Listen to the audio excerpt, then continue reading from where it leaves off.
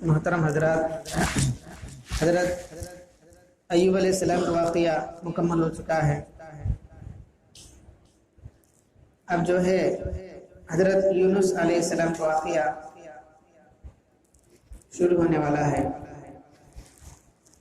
تو اس کے اندر بہت تفصیل سے انہوں نے واقعہ بیان کیا ہے، لیکن ہم تھوڑا تھوڑا کر کے واقعے کو سناتے رہیں گے اور اس کے اندر جو تفصیلی بحث ہے اس کو بھی خیال کرتے ہوئے آگے بڑھیں۔ تو سب سے پہلے حضرت یونس علیہ السلام کا ذکر قرآن شریف میں کتنی مرتبہ ہے اس کو جانیں گے۔ اس کے بعد حضرت یونس علیہ السلام واقعہ، اس کے بعد حضرت ان کا نسب اور ان کا زمانہ کیا ہے اور مقام دعوت کیا ہے، اور چند تفسیر مباحث اور ان کی وفات، یہ سارے ترتیب وار آتے رہیں گے۔ چنانچہ حضرت یونس علیہ السلام کا ذکر قرآن شریف میں 6 سورتوں میں کیا گیا ہے۔ 6 سورتوں میں حضرت یونس علیہ السلام کا نام آیا ہے۔ سورہ نساء، انعام، یونس، صافات، انبیاء اور قلم، ان میں سے 4 سورتوں میں نام مذکور ہے۔ جو آخری کی سورتوں میں ذُنُّون اور صاحب الحوت یعنی مچھلی والا کہہ کر صفت کا اظہار کیا گیا۔ 6 سورتوں میں ان کا نام آیا ہے، 4 جگہوں میں نام ہے یونس یونس یونس بول کے، 2 جگہ میں کیا ہے مچھلی والا، کو اللہ پکارے مچھلی والے، ذُنُّون کو تو مچھلی والے، صاحب حوت کو تو مچھلی والے کو۔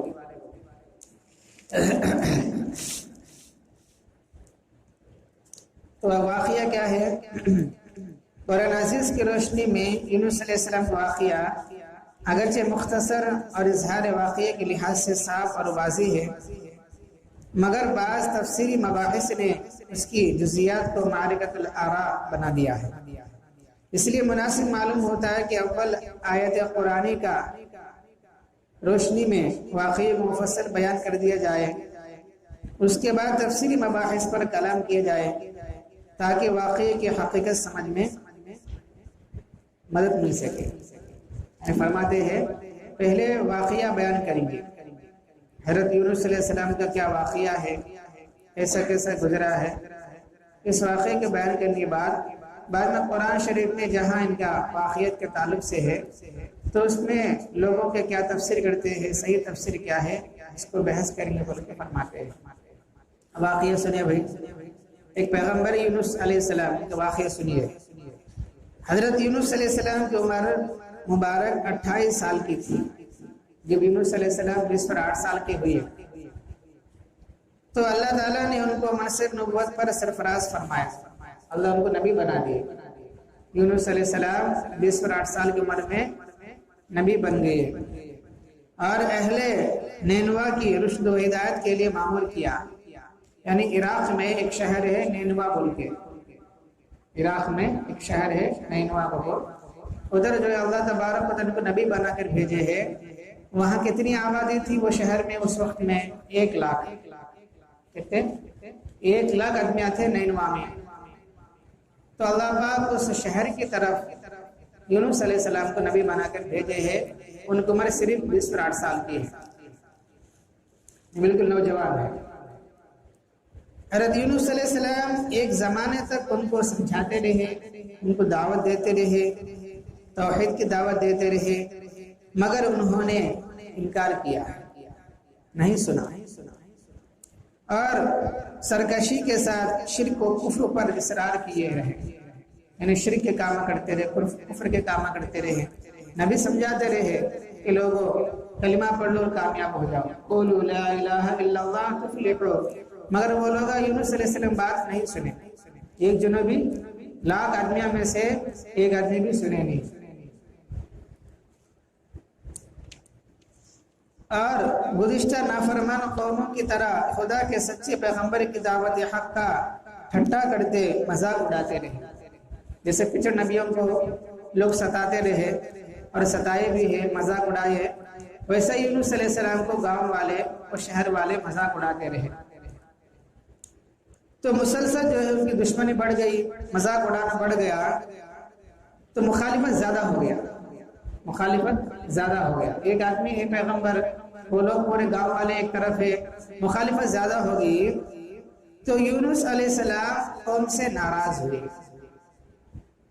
قوم سے ناراض ہوئے اور ان کو عذاب الہی کی بد دعا کر کے ان کے درمیان غضبناک روانہ ہو گئے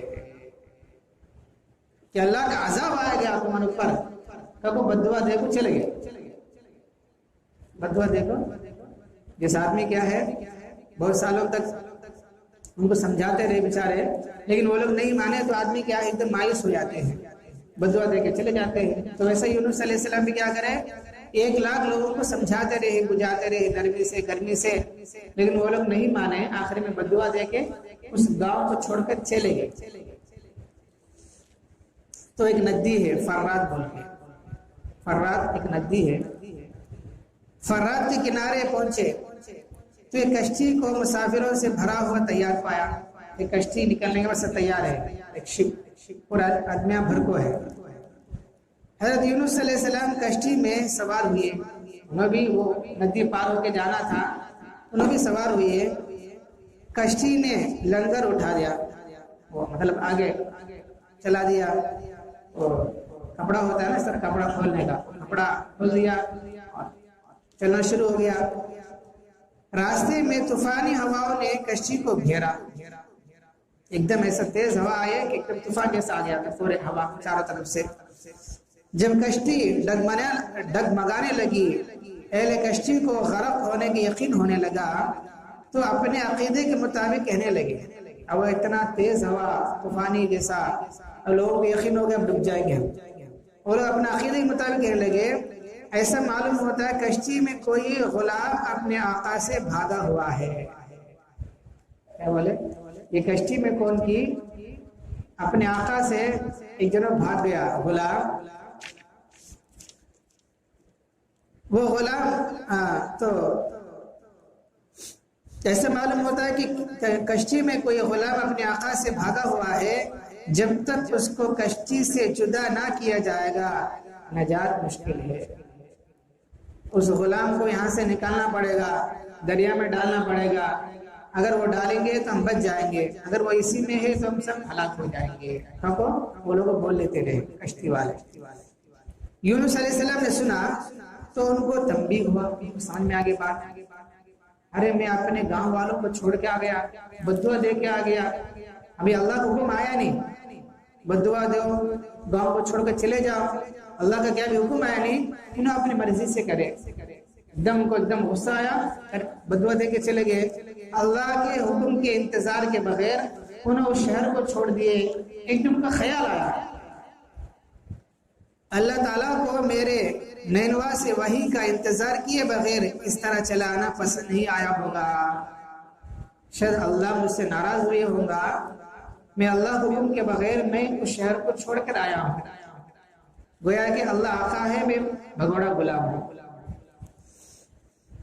اور یہ میرے آزمائش کے آثار ہے. ایسا معلوم ہوتا ہے اللہ مجھے آزمانا چاہتے ہیں، امتحان لینا چاہتے ہیں. یہ سوچ کر انہوں نے کشتی والوں سے فرمایا یہ لوگوں وہ غلام میں ہوں، میں اپنے آقا سے بھاگا ہوا. آپ جو تلاش کرتے ہیں وہ میں ہے، مجھ کو کشتی سے باہر پھینک دو، مجھے کشتی سے باہر پھینک دو، آپ لوگ بچ جائیں گے. مگر ملاح کشتی چلانے والے کشتی والوں کو ان کی پاک بازی سے اس قدر متاثر تھے، انہوں نے ایسا کرنے سے انکار کر دیا. کشتی چلانے والا بھی، کشتی والے بھی تمہیں تو اللہ والے ہیں، نیک آدمی معلوم ہوتے ہیں، ہم ایسا نہیں کر سکتے آپ کو. وہ لوگ انکار کرنے لگے اور آپس میں یہ طے کیا اور اندازی کی جائے کہ اگر چیٹی اڑائیں گے، نام لکھ کے چیٹی اڑائیں گے کیونکہ آپ تو اللہ والے معلوم ہوتے، بزرگ معلوم ہوتے ہیں، ہم آپ کو ایسا نہیں کر سکتے. بولے تو اب چیٹیا نام لکھ کو چیٹیا اڑائے، جس کا نام آیا اس کو دریا میں ڈال دینا. چنانچہ 3 مرتبہ اور اندازی کی گئی، 3 مرتبہ چیٹیاں اڑائے. ہر مرتبہ یونس علیہ السلام کے نام پر خورا نکلا، 3 بار بھی یونس علیہ السلام نام آیا۔ تب مجبور ہو کر انہوں نے یونس علیہ السلام کو دریا میں ڈال دیا۔ کیا کریں گے لوگ؟ دریا میں ڈال دیے، یا وہ خود دریا میں کود گئے، جیسا بھی ہو، یا ان کو ڈالا گیا خود کود گئے۔ اسی وقت خدا تعالیٰ کے حکم سے ان کو مچھلی نے نگل لیا۔ اللہ نے مچھلی حکم دیا تم یونس کو نگل لو، جیسا ابراہیم علیہ السلام کو نمرود آگ میں ڈال دیا۔ اللہ نے براہ راست آگ سے فرمایا یا نار کونی بردا و سلام علی ابراہیم، یہ آگ تو ابراہیم کے لیے ٹھنڈی اور سلامتی ہو جائے۔ تو آگ کے اندر جلانے کی صفت ہے، لیکن اللہ حکم آنے کے بعد وہ ٹھنڈی ہو گئی، اس کا طاقت ختم ہو گیا تھا۔ ویسے مچھلی کیا ہے، لوگوں کو مچھلی کو کھا لیتی ہے، لیکن اللہ نے حکم فرمایا کہ اس کو نگل لے۔ مچھلی کو حکم تھا کہ صرف نگل لینے کی ذات ہے، یونس تیری غذا نہیں ہے۔ مچھلی صرف نگل لے، لیکن وہ تمہارا غذا نہیں ہوگا، اس کو کھائے جانے تو اللہ کا حکم ہوتا ہے۔ اس لیے اس کے جسم کو مطلق کہ کوئی تکلیف نہیں پہنچانا۔ یونس علیہ السلام نے جب مچھلی کے پیٹ میں خود کو زندہ پایا، مچھلی کے پیٹ میں آنے کے بعد معلوم ہوا کہ میں زندہ ہوں، میں مرا نہیں ہوں، میں تو زندہ ہوں۔ تو درگاہ الہی میں اپنی اس ندامت کا اظہار کیا، ایک دم کو افسوس ہوا، ارے میں خامخواہ جو ہے بھاگ کے آیا ہوں، چھوڑ کے آیا ہوں۔ تو کوئی احساس ہوا، کیونکہ وہ وہی الہی کے انتظار کے کیے بغیر، اللہ تعالیٰ سے ذات لیے بغیر، امت دعوت سے ناراض ہو کر نینوا سے نکل آئے۔ اللہ کے حکم کے بغیر اس شہر کو چھوڑ کر آئے، ندامت ہوا، عفو تقصیر کے لیے اس طرح دعا مانگے ہوئے، دعا مانگتے رہے۔ کیا دعا مانگے؟ مچھلی کے پیٹ میں یونس علیہ السلام بھی دعا کرے، لا الہ الا انت سبحانک انی کنت من الظالمین۔ اس کا معنی کیا ہے؟ الہی تیرے سوا کوئی معبود نہیں، تو ہی یکتا ہے۔ اللہ تیرے سوا کوئی معبود نہیں، تو ہی اکیلا ہے۔ میں تیری پاکی بیان کرتا ہوں، بے شبہ میں اپنے نفس پر خود ہی ظلم کرنے والا ہوں، میں ہی ظلم کرنے والا ہے۔ اللہ تو پاک ہے، مجھے چھوڑ دے۔ تو اللہ سے دعا کرتے رہے۔ اس لیے کیا ہے، کیا تو کام کو بنانا ہے، کیا تو اہم کام ہے، اس کام کو بنانا ہے تو یہ ترتیب ہے 1,24,000 مرتبہ جو ہے اس کلمے کو گھر میں پڑھائیں گے یا جو ہے خود پڑھیں گے تو انشاءاللہ وہ کام آسان ہو جاتا ہے۔ یا کون تو بیمار ہے، کون تو بیمار ہے، اس کلمے کو پڑھائیں گے یا پڑھیں گے، بیماری بھی ختم ہو جاتی ہے۔ کوئی جو ہے مصیبت ہے، کوئی پریشانی ہے، کوئی کام اٹکا ہوا ہے، ہونا نہیں ہے، اس کلمے کو پڑھائیں گے یا پڑھیں گے تو اللہ پاک اس آیت کی برکت سے کہ مسئلے کو آسان فرمائے۔ آگے جو انشاءاللہ فرماتے ہیں، اللہ تعالیٰ نے یونس علیہ السلام کی درد بھری آواز کو سنا اور قبول فرمایا۔ مچھلی کو حکم ہوا، یونس کو جو تیرے پاس ہماری امانت ہے اگل دے۔ وہ کلمات پڑھنے کے بعد، وہ آیت پڑھنے کے بعد مچھلی کو اللہ نے حکم دیا ہماری جو امانت ہے اس کو اگل دے۔ چنانچہ مچھلی نے ساحل پر کنارے پہ گیا، یونس علیہ السلام کو اگل دیا۔